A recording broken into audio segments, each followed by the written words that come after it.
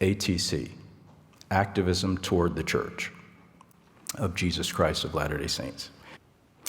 Also, you're very likely aware of how President Nelson recently taught young adults and the rest of us that our primary identities as members of the Church of Jesus Christ of Latter-day Saints are child of God, you could probably say it with me, child of the covenant, and disciple of Jesus Christ.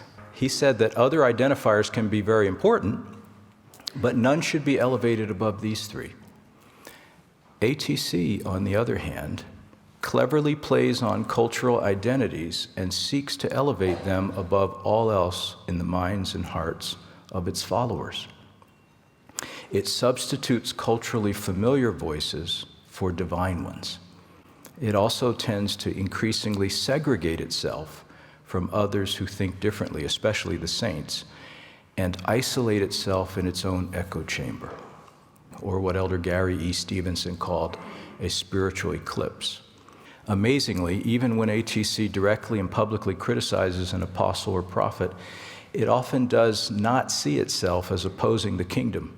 This mindset and modern-day verbal stoning of the prophets, for like reasons, ATC dismisses prophetic priorities. ATC says, that's not my issue. And the prophets, seers, and revelators just don't get it.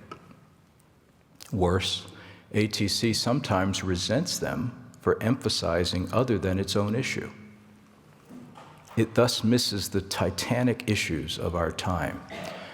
Or we may say ATC is like thrashing in quicksand.